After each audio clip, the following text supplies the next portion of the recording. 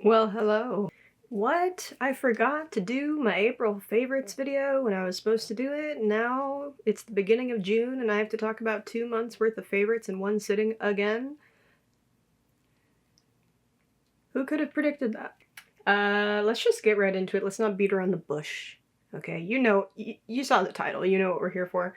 We've got plenty to talk about. Let's just launch right in. Starting with fragrance. Two that I want to mention, even though they're not on hand right now because I did take them off my fragrance tray and they're put away, kind of, and I didn't feel like digging them out. But I wore them a lot throughout, is it April and May? Yes. Wow. I wore them a lot throughout April and May. Obviously, Heretic Nosferatu, even though I did take it off the fragrance tray in mid-April, it has stayed within arm's reach because it is my go-to fragrance on gloomy or rainy days, and we've had a lot of gloomy weather here in LA throughout April and May, and even in June. We've had a little bit of the June gloom going on. We're about a week into June at this point, so even though it's not on the fragrance tray, if you don't know what I'm talking about, if you follow me on Instagram, you know about the fragrance tray and how I update it seasonally or just kind of whenever I feel like. I update you guys about that on my Instagram story, so if you're not following me on Instagram and you're curious about the fragrances I'm switching in and out of my seasonal rotation, you can go there and check that out. I have a highlight for all my fragrance stuff as well on my Instagram page. So yeah, Heretic Nosferatu, I've talked at length about it. I mentioned it in previous favorites videos for January, and then the video I did where I had to lump February and March together. So I won't go on and on about it now and be redundant, but still loving that one. And another one that is an old favorite, and I think a must-have for vanilla lovers, that I wound up wearing quite a bit in May in particular, is Eilish by Billie Eilish, the first perfume from her line in the gold bottle. Gorgeous, gorgeous. Really, it's one of those scents that, like, I remember the first time I smelled it, I actually really didn't like it. And I had to wear it a couple times before I was like, okay, maybe I get it. And then I had to wear it a few more times before I was like, actually, I might love this. And now it's one of my favorite perfumes in my collection, and I think a must-have for me to have on hand for always, or at least for as long as I love vanilla perfumes the way I do. It's one of those ones that, like, the longer I have it, I've kind of matured with it. You know, my, what do we call them? The way I pick up scent is different. I feel like I'm a lot better at picking up a lot more of the nuance in fragrances now, so even something I've had on hand for a really long time, it's like suddenly new notes that I didn't really notice before jumping out at me, and that's one of those ones that has been happening with. I actually held off on picking up the new Summer Fridays Sunlit Vanilla that they came out with, even though I was intrigued by it, because I started using Eilish consistently in the spring, which I've never considered that. Back in the day, I would have considered it too heavy of vanilla for the warmer months. But since I've gotten heavier vanillas in my fragrance arsenal, that one feels like feather light by comparison. That one feels like airy and just like super lightweight compared to some of my other vanillas I have now. Now that I've tried so many more, it's like my perspective is different.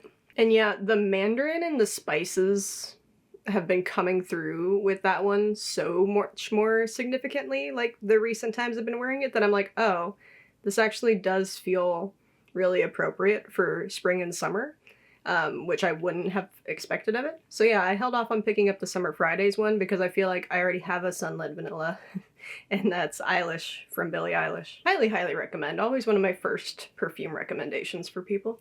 Sorry if this is distracting. I have to have my AC off while I'm doing videos where I'm talking. So yeah. Another one that I've mentioned in a previous favorites video that I want to shout out again because I have still been loving it, and it does remain on the fragrance tray. Probably will throughout the summertime, actually. Strawberry Jam from the Seven Virtues. I think this is, yeah, they haven't come out with another one since this one. This is their most recent one, and I think potentially my favorite scent from them. I've said that before. and I'm still feeling that way. Again, I won't go on and be redundant about it because I've talked about it pretty in depth before. This is very much giving like summer picnic. Oh my god. It is truly like sticky sweet, but not in a way that I feel like you would be averse to in the warmer months. I don't feel like it's like cloyingly sweet. It's like very photorealistic strawberry jam with like toasty vanilla marshmallow. It's giving summer picnic basket.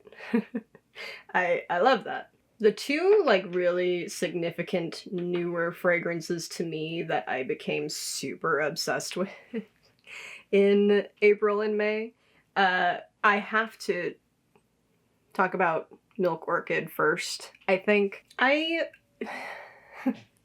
my love affair with this has been intense. I initially picked up a travel spray of this scent. I was super stoked that they restocked it in time for the last Sephora sale because I was just like, I really want to try that for some reason. I don't know. I've never tried Commodity before. This is my first fragrance pick from them. And it is in collaboration with Perfumerism. And she knows her shit about scents. She's literally been living in France to go to perfumery school. So she knows her shit about fragrance. Look at this beautiful bottle. They did redo the bottle on the more recent restock, and they have announced this is going to be a permanent scent in the line as well. So yeah, I got a trial spray. I smelled it on a tester strip, because I do own tester strips, because I'm obnoxious. I smelled it on a tester strip and was like, that's really quite lovely, isn't it? And then the next day I wore it on my skin for the first time and went like, oh, I see how it is. And then immediately went back and got a full-size bottle while the sale was still going on. And I regret nothing. I can't even... I'm saying this as a person who doesn't generally go out of their way for milk notes or milk scents and is very, very, very picky about florals as well. This is the most perfect lactonic floral I think could possibly exist. I am so pleased and impressed with this scent. I feel like it would be surprising to a lot of people given my normal taste, my usual taste for fragrances, that I like this so much. But I actually think Puka's sneezing. I actually think it makes perfect sense. It's like the perfectly balanced, like, creamy and sweet, not synthetic sweet, not gourmand sweet by any means, but like sweet in the way that you would like naturally occurring sweet, like sweet in the way that you'd expect these notes to be sweet. It's creamy and sweet while also being like luminous, warm, skin hugging. It's by no means a skin scent. It's not a sheer scent. It is a strong scent. This is part of they have different like levels for scent intensity. This says it is scent space expressive. I'm assuming expressive means it fucking projects, because this fucking projects and it lasts like crazy. Let me pull up the scent notes for you. That would be good and smart. I never have them ready. I'm sorry. Okay, on Sephora, I've pulled up the notes. It says fragrance family warm and spicy. Spicy isn't a word that comes to my mind when I think of this scent, but it does kind of make sense. Scent type, warm and sweet gourmands. Fragrance description, bright shimmers of fig milk, sweet vanilla orchid. I have been known to enjoy vanilla orchid in previous fragrances. And magnolia melt into warm cotton, coconut cream, and macadamia milk. Co-created with viral fragrance TikToker Emma, aka Perfumerism. This floral gourmand perfume is her dream take on Commodity Milk, an airy, luminous scent. About the bottle. Now part of Commodity's expressive collection, Milk Orchid reimagines the line's elemental black and white bottle with its first ever design, an orchid X-ray, a nod to the note within. These long-lasting unisex fragrances are balanced in design and projection, noticeable by the many around you. Quote from Emma, after going viral with my review of Milk Expressive and creating an entire series dedicated to milk fragrances, I knew I had to make my own. I described my dream milk scent, something irresistibly fluffy and creamy, and now I can't believe it's a reality. Yeah, and I mean, they hit it out of the park. Just really hit the nail on the head with all of those descriptions. It is, God, lovely. This quite genuinely smells like what I think it would smell like if you were taking like a cool flower-infused milk bath and there was like a big window open nearby for some reason, and like you're not like right on the beach, but you're close enough to a beach that you're like getting those, because it's not a beachy scent by any means, but there are elements of it that are giving very summery beach walk to me. I think it's because of that like luminosity and that warmth. It's not quite a solar fragrance, but it's damn close. It is very airy. It is kind of like, oh, just lovely. And I think it's also because of the coconut cream note. I don't generally go for coconut. That's another thing about me, is I could not care less generally about coconut notes in fragrances. I had a coconut fragrance for a long time that I barely ever used, and eventually I just kind of had to declutter it because I was like, what am I doing? I'm not reaching for this. This is like, everything's just so perfectly balanced, and it feels so organic and still like something elevated and elegant and really special. And it's just, I am obsessed. I can't stop smelling it. I'm obsessed with this. I keep that travel spray I bought in my purse at all times, even if I'm not wearing this that day. I'll like take it with me. Like if it's my scent for the day, I'll reapply it. But I also just have it in my purse so I can just smell it when I'm sitting at my desk at work. It's like so calming. So yeah, there's this one. Big, big win for the spring. Will continue to be wearing. This will live on the fragrance chart. I feel like it could be a year-round fragrance for me potentially, but I'm really excited about wearing it throughout the summer. And another scent that I was really pleasantly surprised by actually, and have just been really deeply enjoying, is actually another one from Noise. You guys know I've talked about Noise before. My #1 fragrance pick of 2025 is Unmute from Noise. This is 12 o'clock. Again, let me pull up the notes. I have to go to Ulta Beauty to do that. 1 second. This is another one that I can very easily, look at the dent I've put in it, first of all, for the last couple months. All right, 12 o'clock Eau de Parfum from Noise. Spontaneous, sweet, spicy. Spun sugar, jasmine, and a hit of raspberry. Spicy pink peppercorn brings the unexpected to whatever your day or night holds. Details. Blah, blah, blah, blah, blah. Let's get the full fragrance notes here. Fragrance family, gourmand spicy, I agree.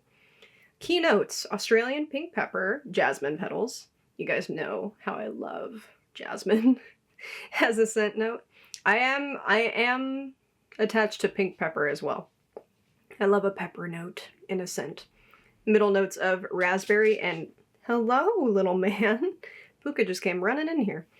Middle notes of raspberry and creamy blonde woods, important factor, and a base of ambroxan and spun sugar. Yeah, so you probably hear raspberry and spun sugar and think cotton candy. It's a cotton candy scent. No, I'm not, well, here's the thing. Yes, but no, because it's not like that super synthetic, sugary scent. It's not like an artificial raspberry, not like a bag of cotton candy by any means. And because it has that ambery base and that light floral note, and then it's balanced with like the spicy pepperiness and the woods, the really beautiful woodsiness of it. It's like if you happened upon, if you're on like a picnic in the woods, like I said with strawberry jam earlier, you're on like on a picnic and you're going for a walk through the woods and you happen upon like a raspberry bush. Do they grow in bushes? Yes. Yes. I should look it up, but I'm not going to. Yes, they do. Anyway, this is again warm. This feels more sheer. It's still, again, not quite a skin scent, but of all the ones I've talked about today, feels closer to it because of that really ambery base. Just that ambroxan, correct? Yeah, ambroxan in the base notes. Sits very close on the skin, so it does feel a bit more sheer, but still projects really well. I'm not going to tell you this fragrance isn't sweet, because I love sweet scents. Most of my collection, I think, is sweet and gourmand scents. And I would say that this is pretty sweet, but it's just really beautifully balanced by the spiciness, the pepperiness, and the woods. Beautiful. I was not expecting to be as taken with this as I have been. I've been really loving it. So yeah, now on to some body care, actually. I did mention, I think, in my last favorites video that I was really enjoying the saltwater vanilla body oil from Saltaire. The body lotion in the same scent I've previously mentioned as a favorite. It was another Best in Beauty 2025 winner. I used both the body lotion and this today. Layered them up. It is still just so lovely. Obviously, I've done damage to it since the last time you've seen it. I'd only used it maybe 3 or 4 times. So I wasn't mentioning it as a favorite for February and March. I was just mentioning, I've used this a few times and I'm liking it. So we'll see where we're at with the next favorites video, and here it is. It's definitely a favorite. Body oils aren't typically my thing. I'm really pretty picky about the consistencies that go on my body skin at this point.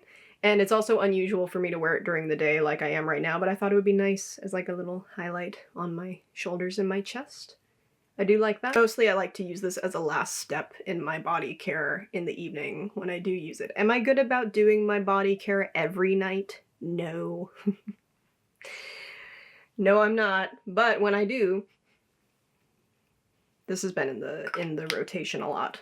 It's a nice final step to seal in any other serums or lotions or potions you've applied. Just kind of go to bed like a slick, slippery dolphin and wake up with, and marinate in that overnight, and then wake up with baby smooth skin. And the scent is just heavenly. I've talked about that before.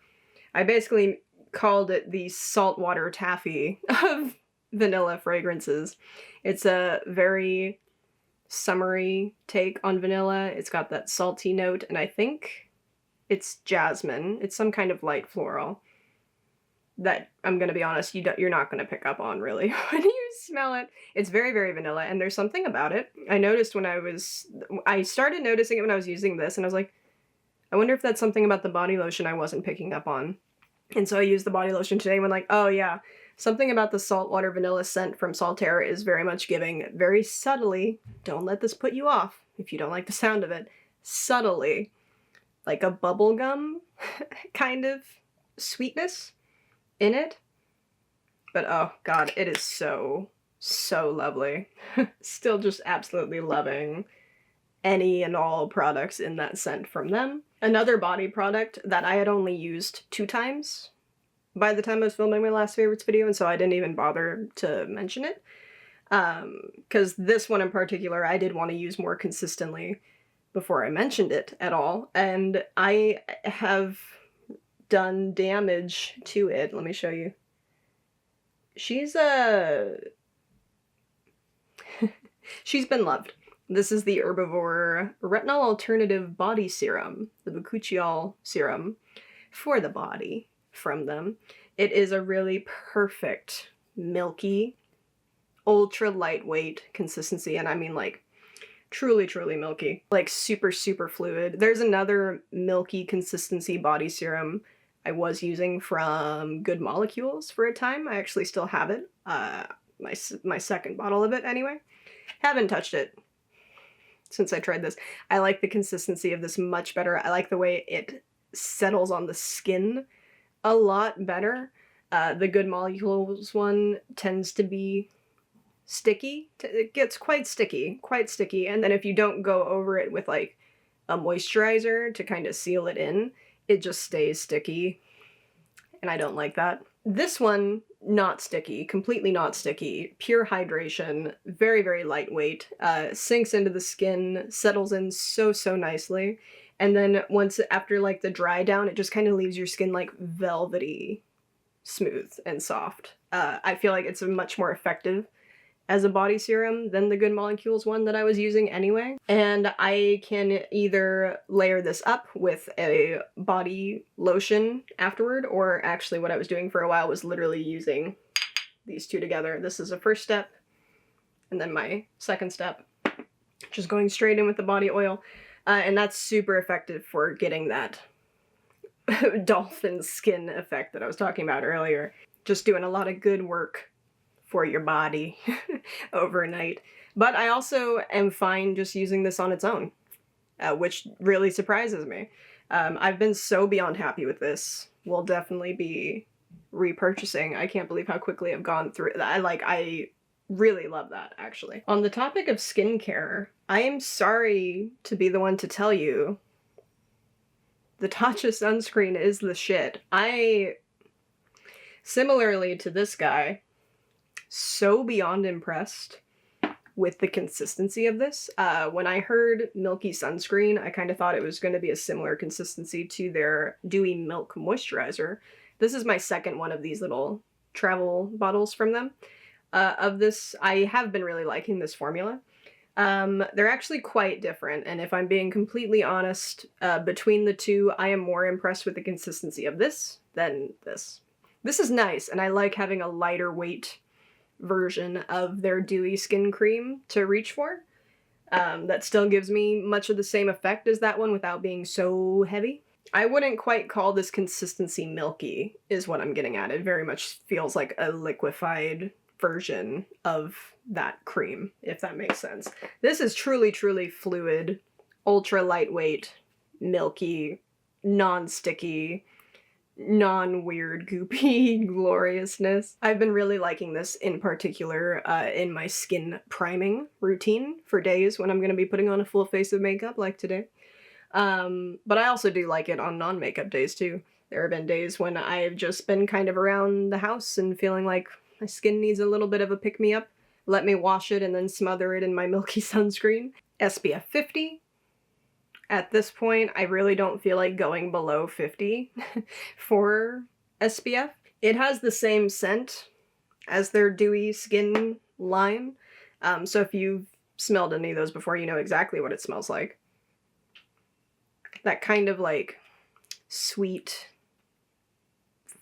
kind of vaguely fruity floral situation. It's perfectly pleasant. It's a really beautiful scent. In fact, if they wanted to make that scent into a perfume or something, I might get it. Ooh, your girl is sweating. But now we can start getting into makeup. Let's start with like the big thing first, because here's something that I'm going to have to talk about for a hot minute. You guys saw my most recent video series. We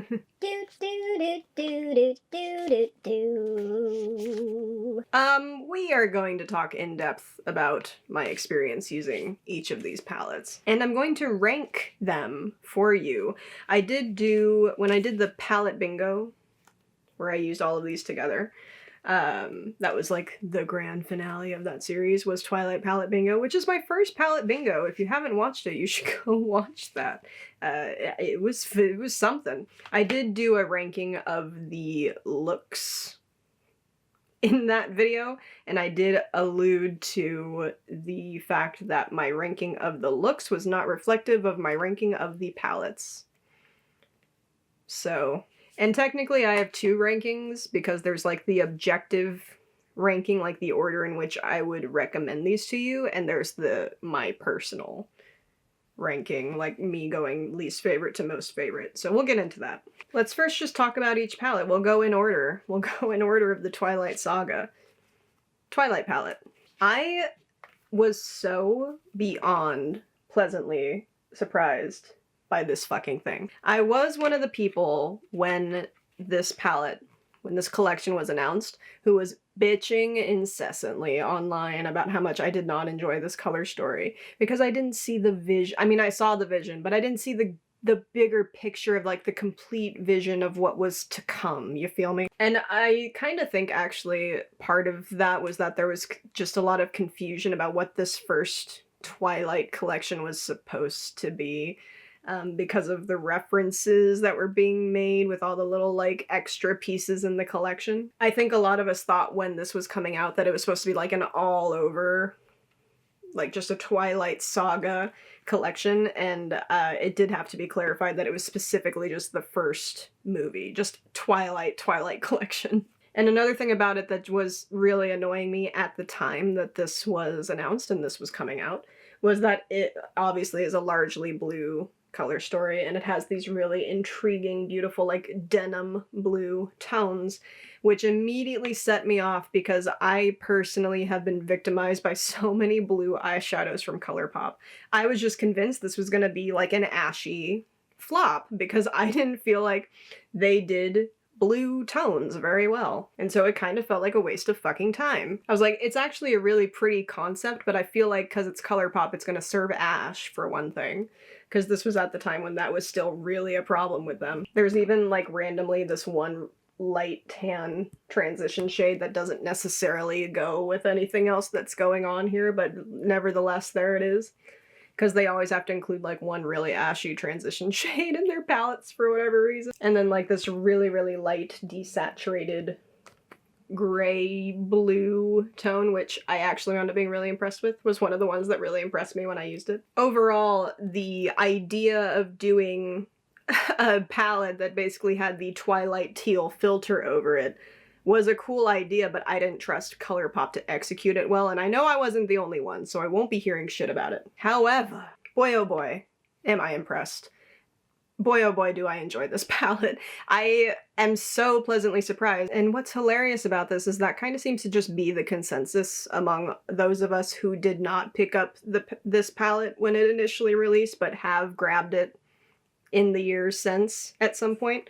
Again, it's not a color story for everyone, but we all know how I've been loving grungy, cool, desaturated tones as of late. And I also do think the actual product photography that ColourPop did was not doing this any favors. Like and that's another thing with them that just makes me go like, oh no. But then I have to remind myself I can't trust that that's actually what it looks like in real life, because I just think they're not super good at product photography, or they tend to really wash out their color stories with their product photography, which is just annoying. So yeah, there was a real mixed bag of emotions happening when this was initially announced, and since then the general consensus seems to be like, actually, that palette's really great.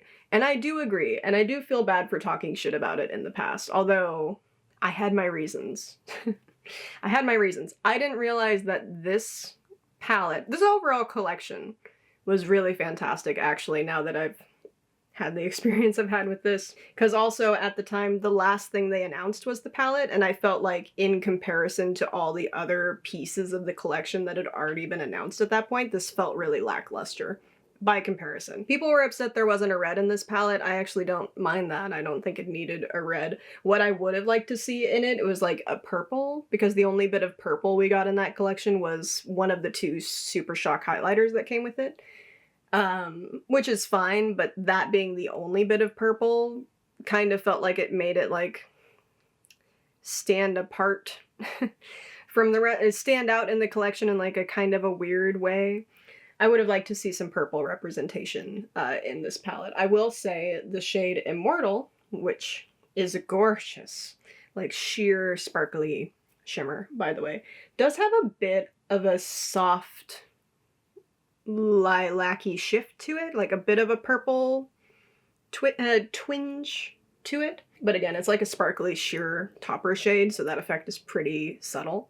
So there's like an itty-bitty teeny tiny touch of purple there, but not really. It's overall just kind of like a nice cool blue shimmer. And again, so sheer. I had to layer it up twice to get the effect that I was going for when I used it in my Twilight look, but I wound up being very happy with it. Super happy with the quality of these. Can't stress enough. Super impressed and happy with the quality of the shadows in here. I really didn't realize at the time that this was basically a turning point for ColourPop in terms of the quality of their shadows, particularly when it comes to their collabs. So really beyond happy that this is actually really good. Really happy with that. Next we have New Moon.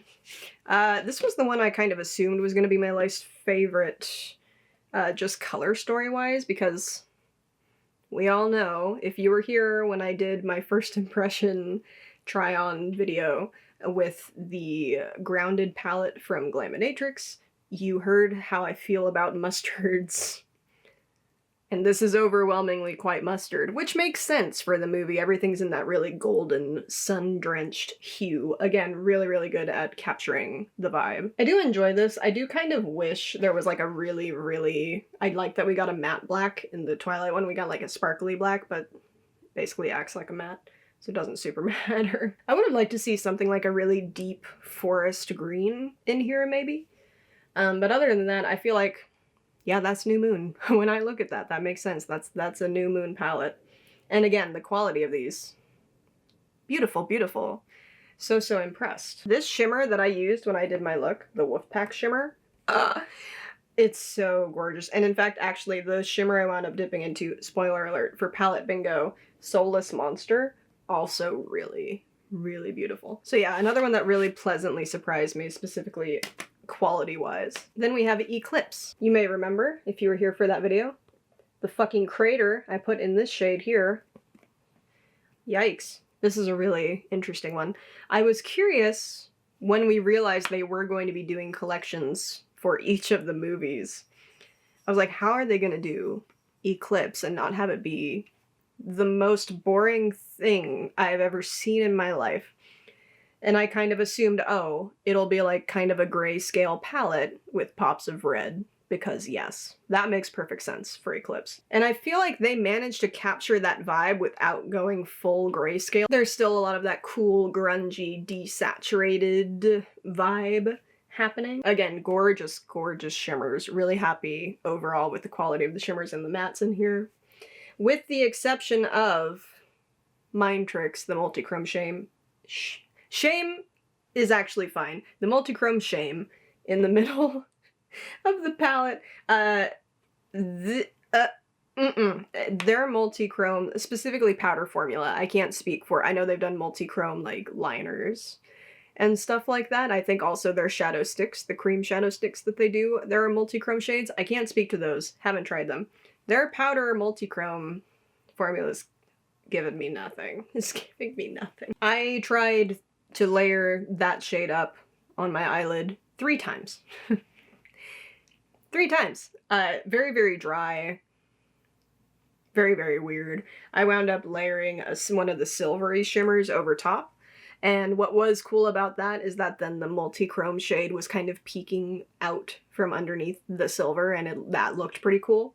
But I did have to layer another shimmer over the top of the multichrome to feel okay about what was happening, to get the effect I was going for. So that's pretty lame. Otherwise, overall, I think my favorite of the color stories. It's just a very me palette. It's a very me color story, actually. And then we have Breaking Dawn, Part 1, specifically. And this one is not from ColourPop. It's from Glamlight. I do think it's currently unavailable. I don't know if they ever plan to restock it. Sometimes they do that with their special collections. This is the color story. Love the color story on this one. Oh my god. She is just lovely. The formula? Between the two formulas, if we're talking ColourPop and Glamlight, which I feel like are two brands that are heavily comparable at this point because they both largely do IP collabs. They have their own distinct stamp on them. They have their own specific special way of doing them. You can look at a Glamlight collection and immediately tell Glamlight did that, and you can look at a ColourPop collection and immediately tell ColourPop did that.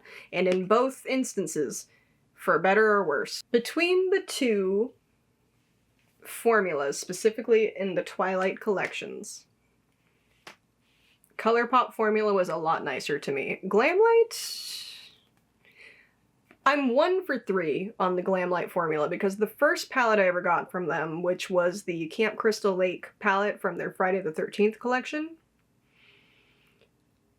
amazing quality palette. Oh my god. I love that palette so much. It's easily still probably my favorite, actually easily my favorite of the 3 palettes that I now have from them.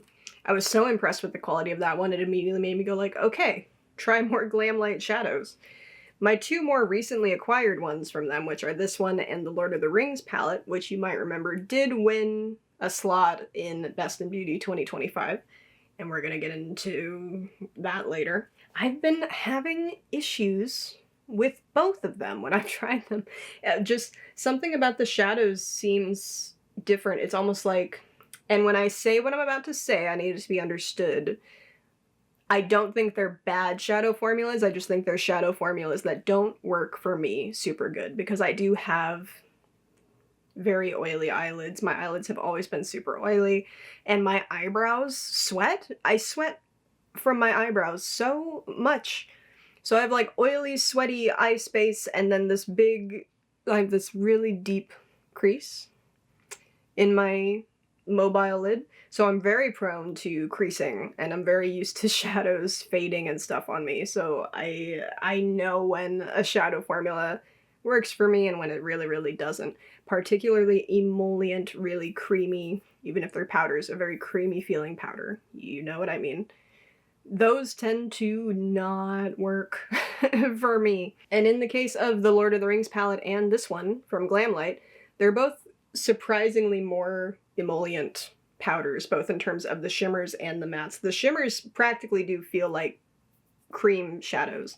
There's so much moisture content going on there. And when I did the Breaking Dawn look, I did keep in all the clips of me kind of struggling with this formula as I was trying to work with it. The whole point of that look was that it was like a wedding look, and is this a formula I would reach for to do wedding makeup regardless of what my role in the wedding was? No. No, I wouldn't. Because these shadows just don't stand a chance on my eyelids. That's not really a shadow problem. That's like just a personal preference thing. If you have particularly dry eyelids, first of all, I'm sorry. That sounds uncomfortable and awful. But you also might really like the Glamlight formula, which is why I feel like it's worth talking about this in this depth. So yeah, I included the clip where I was re-intensifying all my mattes before I went in with my shimmers. Because I felt like that was important to keep in and to show you guys. And also there is a clip in the outtakes on that video where I talk about how my eyeshadow is killing me, because once I had laid down my mattes and then I stopped to do my base, I came back and the mattes had pretty much entirely faded off my eyes, and I had to apply a second layer, essentially. And another thing to take into account is I didn't use my normal eyeshadow primer when I did this look and the Eclipse look, because my eyeshadow primer that's been my eyeshadow primer of choice for like 2 or so years has not been treating me so nicely. I'm actually about to start testing out a few new eyeshadow primers, I think. So what I did with the Eclipse palette was I just used the Ritual Defee concealer, because that's generally a good concealer to use for that purpose, even though I typically don't prefer to use concealer as eyeshadow primer. But the mistake I made then was I didn't set it with powder. So when I went in with this palette, I did the concealer again, but I did set it with powder. And after I'd laid my mattes down the first time, I set them with a powder, which I didn't show on camera, but maybe I should have. And they still faded like nobody's business, right off my damn eyes. And I had to reapply them, essentially, before I went in with my shimmers. So I feel like that's also really important context. However, because I had used the Lord of the Rings palette with my usual eyeshadow primer, I had a general idea of how I might expect these shadows to perform, and to be perfectly frank, I had the same issue with the Lord of the Rings palette on my usual eyeshadow primer, similar issues anyway, that I did using this with not eyeshadow primer. So there's that. So yeah, I had the most challenging time with this one. It took me a while to get that look done. I feel like the result made it worth it in the end. I actually really like the Breaking Dawn look. I feel like it is the most cohesive of the looks. And again, this color story is just beautiful. Just perfection, really. Really, really love that. So I do enjoy this. I do, actually. Even if it is a bit more challenging for me to use, even if the shadow formula is not necessarily formulated for me. Because the colors in here are just so beautiful and so fun to dip into. And again, I do feel like I pulled together a really gorgeous look with this. It's just not a formula I would dip into if I actually had like an event to go to where I needed my eyeshadows to last. Even if I was using it with an eyeshadow primer, because I know it still gives me this formula, which is very similar, if not the same, as the one in the Lord of the Rings palette, in my opinion. It's a formula that doesn't necessarily give a shit if you primed your eyes or not, in my opinion. So for the objective ranking, like the ranking, the order in which I would recommend these palettes to other people, I think I'm basically just going in order of the saga, just in reverse order. It would be Breaking Dawn in 4th place, then Eclipse, only because I was so unhappy with that multi-chrome shade in the center. Every other shade, every other formula in that palette is wonderful. Really super easy to work with. Really impressed with the quality overall, but that one useless shade in the center really bums me out, and I feel like other people would be very frustrated by it. And then honestly, I feel like New Moon and Twilight are interchangeable. I don't feel like there's really a second and first place for that. I feel like they're both kind of first place, actually. It just kind of depends on what kind of tones you would prefer. If you like the really, really warm, sun-drenched golden New Moon vibe, or the more like cool-toned blue and green and silver Twilight vibe. On a personal level, ranking them, Breaking Dawn would still be last, only because the formula isn't perfect for me. Again, it's not a bad formula, it's just not perfect for me. It's a challenging one for me to work with. And then New Moon, only because even though quality-wise, it really kind of blew me away, and I think the shimmers are really, really beautiful and lovely. Color story-wise, it's just not my favorite. Then I would go Eclipse. Eclipse would have been first place if not for that multi-chrome in this. I cannot stress enough. Me and this multi-chrome, it's on site, okay?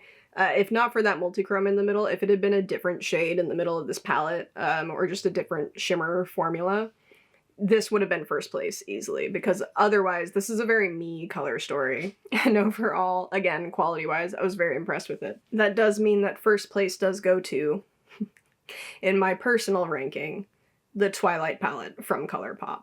My former foe. I cannot stress enough how impressed I am overall with the quality of their Twilight palettes, right? I think with each of their Twilight collections, they've actually done such a fantastic job. It's like really, at this point, not even shocking, because I feel like over the last couple years, ColourPop's really turned a corner. I feel like we're like getting cool ColourPop again, and that's really very exciting. So yeah, beyond happy with the quality of their Twilight palettes overall, but cannot stress enough how impressed I am with this first one. I feel like I have to give them their flowers. I feel like when ColourPop does a good job, I have to congratulate them.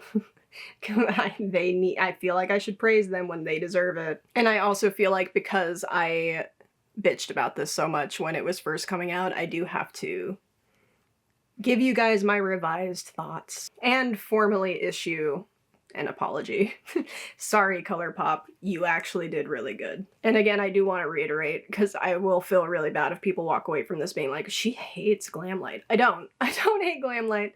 I don't hate the Glamlight shadow formula. I don't think it's a bad formula. I just think it's not a perfect formula for me. But their color stories are so fun, and I feel like there's so many fun looks to be done with them. In the case of like all categories of makeup, not all formulas are created equal, and that's actually fine. It's art, you know what I mean? It's like working with different kinds of paints. I've actually talked about that before. I'm just speaking as objectively as I can and giving you my most honest estimations about my experiences using the formulas, because that's useful to you. If you have eyes like my eyes, you know, oh, maybe that's not a shadow formula that's gonna work for me. And that's kind of where that's where that begins and ends for me, is the value of that. So in terms of complexion products, a lot of the things you guys have heard me talk so much about how much I love them, I have still been loving. Singe Beauty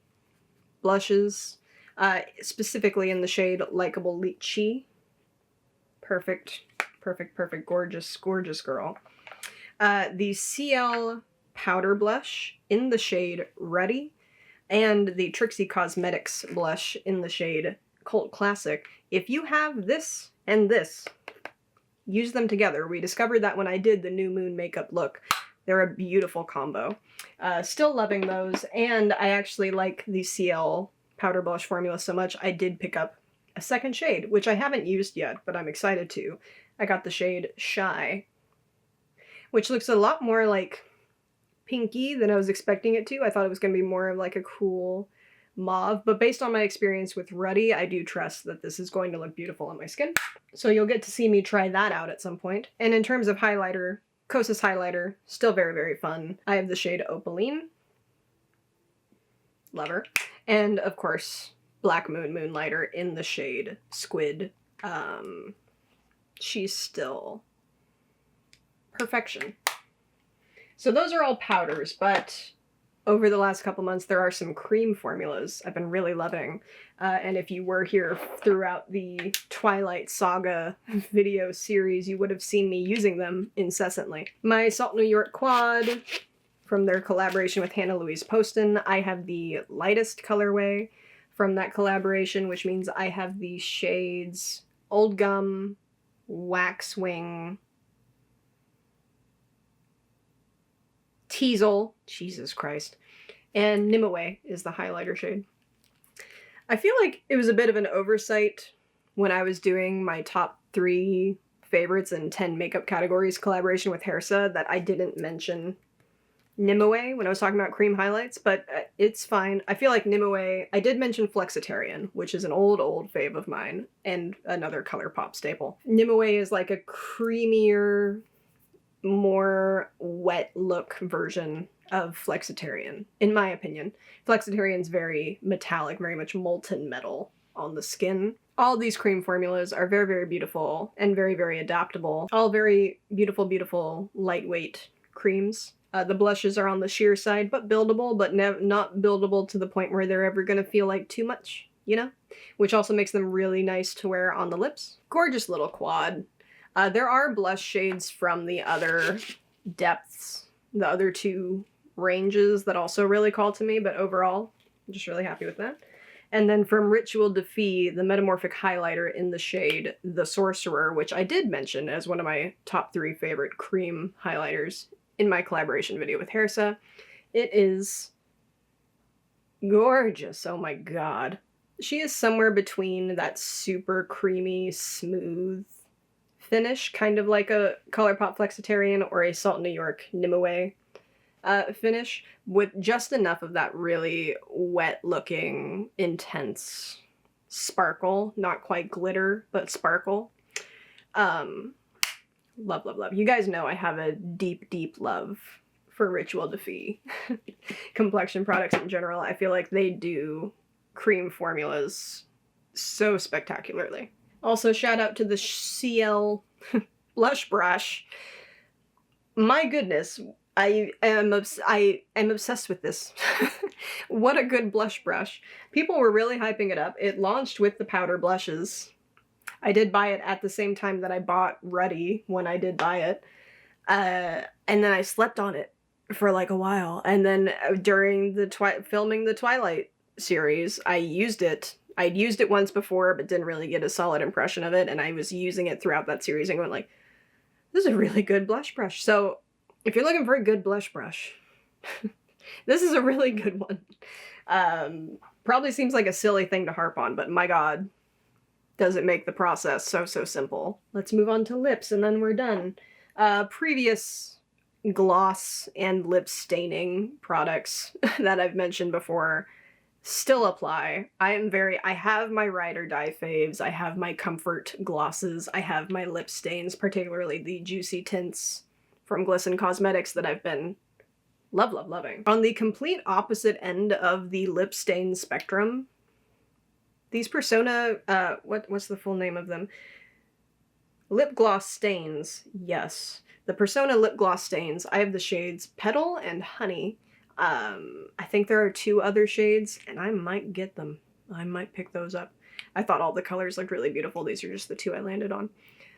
Really, really lovely. If you've used the Rare Beauty lip stains that confused everyone when they were coming out because they marketed them as lip oils, but they're not lip oils, they're lip stains. If you've used those, these are very, very similar. Very similar consistency, very similar application and staining process, very similar wear, but I like these better.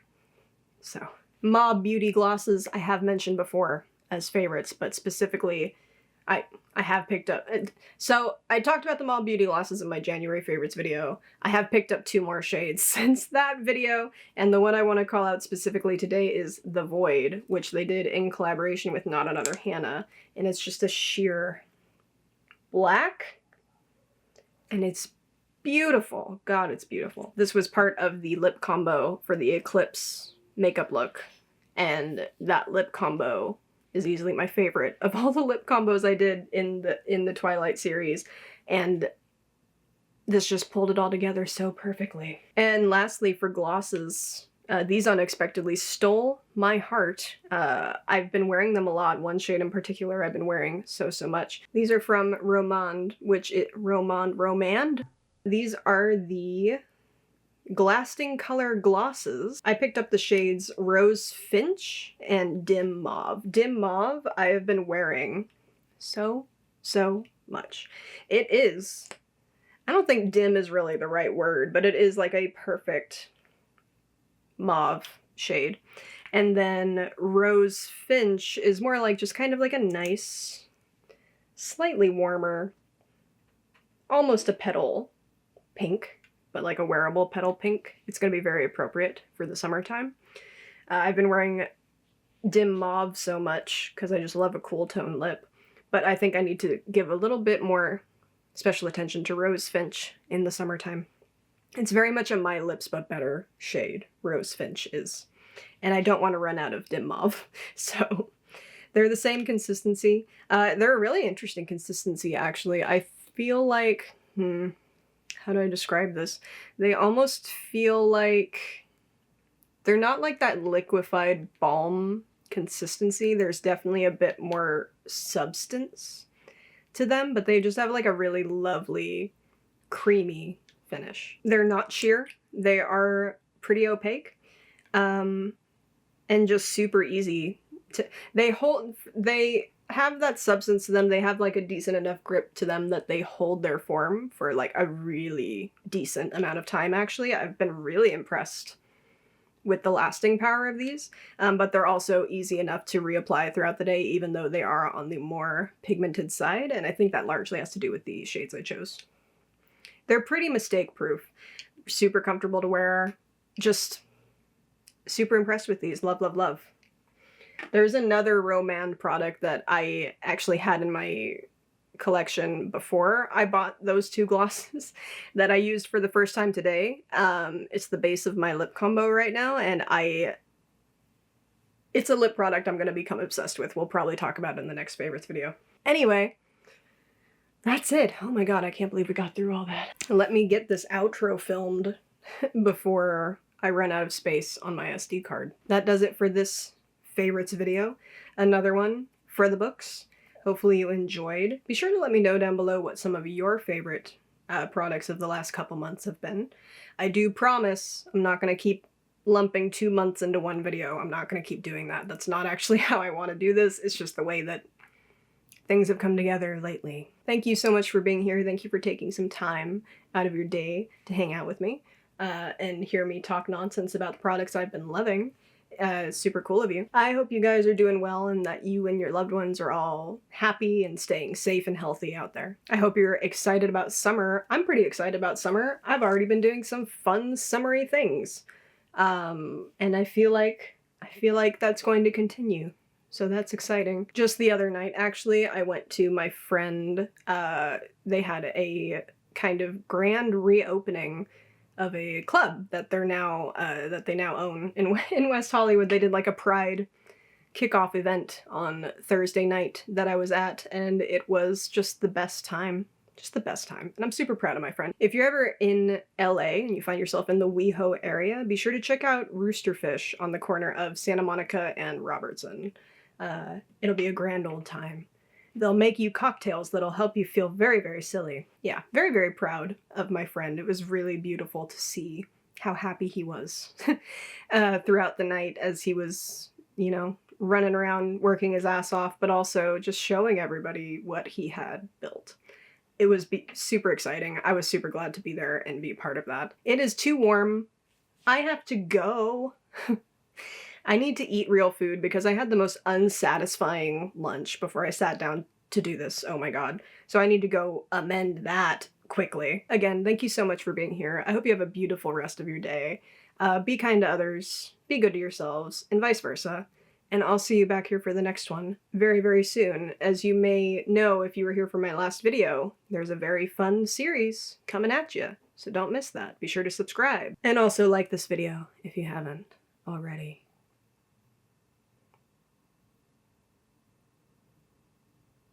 What are you waiting for? I'll catch you guys back here for the next one. See you soon. Bye.